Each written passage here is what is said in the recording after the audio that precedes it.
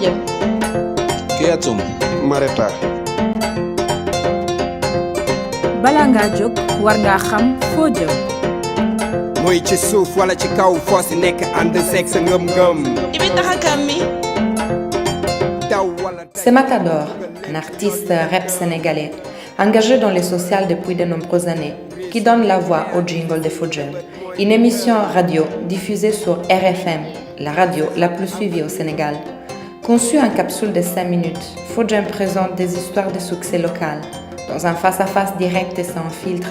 Des jeunes de la périphérie de Dakar qui rêvent l'émigration interrogent leurs pères qui décident au contraire d'investir dans les pays. dafa am benn lépp bu siiw lool sax bi wax ne bés dafa am daay am ci àll bi rabu àll yëpp di daw ku nekk di seet foo dugg mais ba ñuy daw dañuy jékki-jékki seen picc ramatu moom muy dem ca dex bu ne ci wet ba rek di wut ay pepp ndoxam ñëw di sotti ci safara si njaay àll yi jaaxle ne ko yow ramatu xanaa dofoo du sa ndox yu ndaw yi nga yaakaar ne kat mën nga ci fay sunu safara su rëy bi mooy man xam naa ko de waaye damay def li ma war.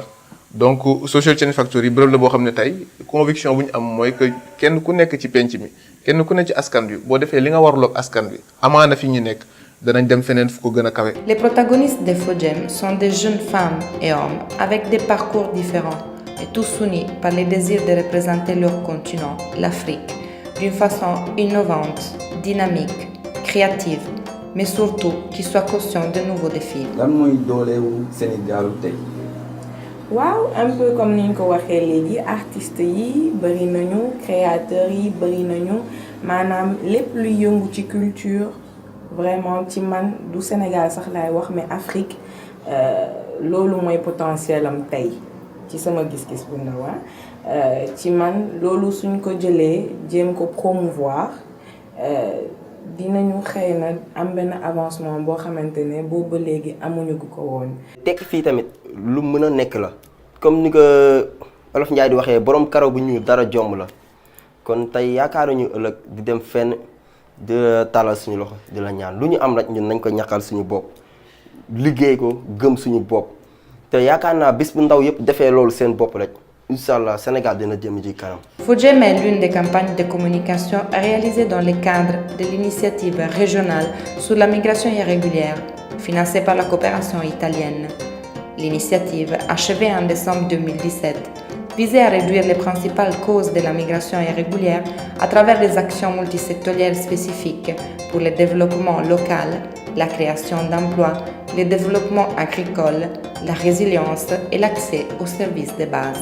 njariñu mbootaay bii di Afrique Positive njariñ ba ca njëkk moom mooy que ni day dimbale ndaw ñi ñu gëm seen bopp parce que problème Afrique nekkatul problème leneen lu problème de confiance de soi estime de soi loolu moom mooy lan moom mooy ndaw ñi dañoo war a gëm seen bopp ba pare naw seen bopp loolu moom mooy premier objectif. Afrique Positive message am mi ngi nekk ci lan ci wax ndaw ñi que ni Afrique am na ay opportunité c'est-à-dire que am na ay nit yoo xam ne si mësuñoo génn réew mi wala ba ñu génnee réew mi mooy bañ texee ba pare. Le message n'est pas de convaincre les gens de ne pas partir et de leur donner les outils nécessaires pour faire les meilleurs choix en déconstruisant un récit déformé et les mythes du départ. Le succès n'est plus pensé exclusivement par l'immigration, mais aussi et surtout par le succès local grâce à l'engagement, la formation, le professionnalisme, le développement personnel et la valorisation du terroir, comme en témoignent les histoires présentées par Fodjem. Sénégal dëkk la boo xam ne dafa métti comme ni ma ko waxee sànq métti na certes waaye nit mën na ci génn daal di rek la mu laaj comme sacrifice foog nga joxe ko. Aficulture Ban, une association de culture urbaine située à Pikine, une zone périphérique de Dakar, qui propose depuis des années de formations et de stages pour les jeunes en situation difficile, a collaboré à la réalisation de l'émission. Ça fait 6 ans là, mais su ma réfléchir li ma si jàng yëpp ak lu si xew yëpp day mel ni ay vingtaine d'années la. si formation si xam man la kan fan laa jëm ak li nga xamante ne moom laa war a mën a def ak yi nga xamante ne moom lañ ma defal donc damay ne daf ma changé si côté yëpp. Avant de te lever, il faut savoir où tu vas. Répète dans les jingles Matador, fondateur d'Africulture Ban. Un message très actuel. Les histoires de vie courageuses et inspirantes racontées par les protagonistes de Fodjem sont un exemple concret qu'un autre choix est toujours possible. Un exemple destiné non seulement aux jeunes sénégalais, mais à n'importe quel jeune un peu partout dans le monde.